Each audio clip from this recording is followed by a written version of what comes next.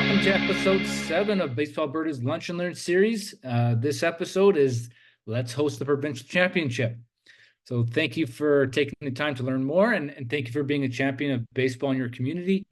The sport volunteer, as I will always say it, is the most important person in the Canadian sport delivery system, and we are here to support you in all those endeavors.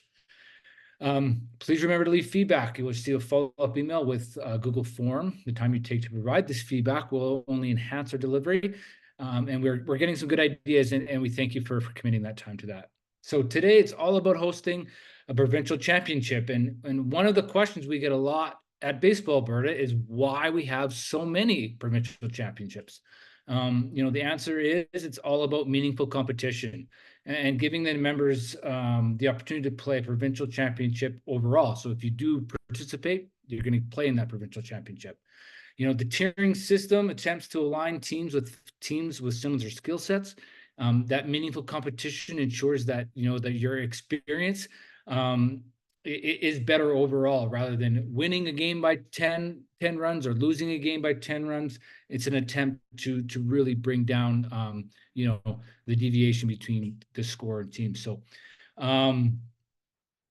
we hosted last year, we hosted over 50 provincials. And it means that it's a lot of work for those volunteers. It also means that those volunteers that are hosting, it means less travel. So it's a bit of a trade-off, and we are extremely grateful for the volunteers. So the structure of the Lunch and Learn is 15 to 20 minutes of content and then question and answer. Please provide your questions in the chat. I will get to those when we are done. To respect everyone's time, we will keep the Lunch and Learn to the schedule. However, if you do have questions afterwards that come up, please reach out to me by email. And again, the session will always be available on our YouTube channel as well as a podcast on Spotify. So today we have Annie from the Baseball Alberta office, our programs coordinator. Thanks for joining us, as well as Danielle, our executive director. But Annie is our lead, and we are lucky to have her join Baseball Alberta this year. So welcome, Annie. Hi, thanks. So let's get into it. So if I were a community, what would be, or a community or an association, what would be the first step if I'm interested in hosting a provincial championship tournament? This year we created a booklet, which is our provincial hosted guidelines booklet. Within that, it kind of has all your information on how to host, what you need to do, what's required, what we provide, for all the provincials, templates, all that good stuff. So it just kind of goes and walks you through all of the information needed to host your provincial weekend. Awesome. For everybody online, I just put the link just into the chat. So yeah, thank you for creating that. So if we look through it and now we think about it, we think we're in due to this, where do I find the proposed schedule and hosting application for my association to look at, considering putting a formal request in to host the provincial championship? So on our website, we have a little section, who's expected to host when we put out those emails of successful bids. So there's a section there that goes through the schedule of when your projected provincials would be, as well as posting that.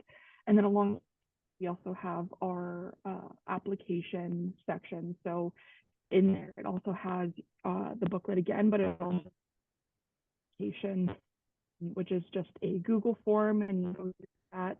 And once you're done that, I get the submission and off we go. Awesome. Okay, maybe I'll post the link to the championship area on the website as well. Awesome. Maybe Liam can do that for us. Great. So after I apply, it's kind of a waiting game. When will we know if our hosting application is successful or not? Okay, so you broke up a little bit there, but from what I understood is that you'll be reaching out to the people directly after all things considered. So I guess the big trade-off is certainly when we come to our associations and hosting is the volunteering. So what are kind of the volunteering requirements? How many people are we going to need when we consider hosting a provincial championship? Is it just like any other tournament, or is it a little bit more? I would say it is again just another tournament. It is the provincial weekend, however. We do encourage that you're signing up your team. It would be your parent base that would be the ones volunteering. So we do encourage that you get as much volunteer help from them. And if any of their friends and family want to come and help out as well, I mean, that's always encouraged. Anything to help provide a good, fluid, positive sort of experience for anyone who's involved. Awesome. So so if you were trying to sell somebody to host the provincial championship, what would be the benefits of hosting? Well, it's a way to make money for your association, as well as your team, if that's your goal. If that's something you want to do, and you're kind of with that, feel free to reach out to me. Any ideas? Again, on our bid application or the booklet, we do have optional section, which are usually ways of the money for your association or your team.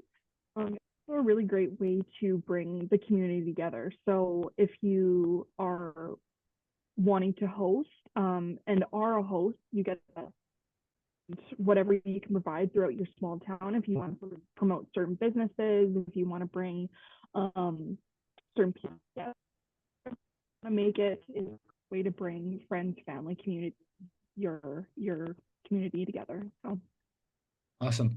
And then I guess you don't have to travel for that tournament as well. So 100%. it's nice to keep everything at home, showcasing your facilities, driving revenues. Yeah, awesome. Thanks so much. So one of the big ones is umpires. So who's responsible for scheduling, paying all for the officials for these types of events? Baseball Alberta is in charge of assigning those umpires, as well as the travel for the umpires, as well as their accommodations. With that's kind of where Baseball Alberta takes care of that stuff, and then the host takes care of the umpire. So they will be collecting, receiving the payment from the teams from the provincial tournament, and then distributing the payment to all the umpires that are involved in that provincial weekend. Everyone's different on how they want to kind of collect that payment for the umpire. It's a beforehand thing or right after the round robin, just whatever kind of works for you. Yeah, the host is in charge of the umpire fees. Baseball Alberta is the signing and the travel and accommodations. Okay, so travel and accommodations supplied by Baseball Alberta, and then the fees applied for the teams, just like any other hosting weekend. Okay, awesome. So Baseball Alberta does that. What else does Baseball Alberta provide to the host association? So what we provide is the medals, so the gold and silver medals. We have the provincial champion trophies. We also provide this year it's 3 dozen baseballs, for Rawlings baseball. And if you need more supplies, just reach out to me. We can have that conversation. Hopefully, I can get you some more baseballs if needed. The MVP awards. And again, we do all the assigning for the umpires and that kind of stuff. Okay, great. We will also be available via telephone for any sort of like things that come up and you have any questions over the weekend. Yeah, it's a busy time for the office. We're always there to support these associations as they go through the tournament. Yeah, perfect. Great. And I have one last question for you before we open it up to the chat in terms of questions. So, when it comes to provincial championships, are there different rules? There's different pitch counts, tie-breaking rules. Are there other tools available for a host association to host a tournament just like this? Yeah, so we do have a couple of bids out there. I'll be sending out a media info package, but within that package, it goes over kind of the different rule changes that happen during provincial championships. So when it comes to the pitch count, there's a little bit of that increase in pitch count. So within that package, we have that pitch count increase. It's our pitch count, and it would be going over general rules like threshold, that kind of stuff. I also have the media package, so goes over anything, kind of the general ideas or things you want to try when it comes to your social media. We also provide all of our brand new updated branding logos for the provincial championships, as well as our just new logos. What else do I have? I also have the templates, our schedule. So we updated kind of what they look like up on our website. Also have attached the templates for any of the hosts to go through them and kind of just fill in their letters when they need to. So that will all be sent to the host to kind of make things a little bit easier for each and every host. Awesome. Okay, well, thanks for your time. I'll post that media package as well. So thank you for adding the championship information piece to our website. I think that'll be a tremendous help for our associations. I really appreciate that. So again, thank you for your time. We'll head into our question and answer now. I'll be mediating the question and answer. Please feel free to put it into the chat, and I'll do my best to get to those. So the first question, and this is probably going to be for Danielle rather than Annie, but I'll let you two decide which one you want to. Why is Baseball Alberta so late to assign hosts for U11 provincial championships? Booking food trucks, hotels, and campsites usually takes more than 2 weeks totally. Why the delay? Is it a tiring issue, or how is the decision made? So it's a good question. This is a great question, Lindsay. One that we're asked often. And I feel your pain. I understand how difficult it is when the turnaround time is short. Unfortunately, in order for us to create provincial championships that are competitive, we have to wait until all of the standings are in, so that we have a really good idea of who possibly could be a lock in that category. So if we know that well ahead of time, so if a team has just been busting it the whole year and they're sitting on top and they have been on top of the tier, it's fairly simple. However, in this last provincial round, multiple teams will move up to a tier if they're doing really well. So it kind of creates a little bit of a logjam for us, and it makes it a little difficult to just say, yeah, you definitely get it. Because imagine if we give you the tier 2 provincials and your team does amazingly well in that last round and you guys get to move up to tier 1. What do we do? Do we keep you in tier 2 to host that provincial, or do we let you go and compete at tier 1? So it's very tricky, and it makes our life very difficult, but we opt, and it seems like the public likes to opt for that competitive balance. So that's where we're at. I don't know if that helps answer your question, but I hope it gives you a little bit more context of why. But we are working really hard to try to get as many as we possibly can solved and out the door so that you have as much notice as possible. It's all about that meaningful competition, and that takes time to play out. Okay, thank you very much. I understand the process now. I appreciate that. I just wasn't sure how those were assigned. No problem. It's a great question. Thank you for asking it. Thanks, Lindsay. Yes, an important question, and we really do appreciate it. We have one of our VP North and one of our association presidents that has been involved in hosting many provincials.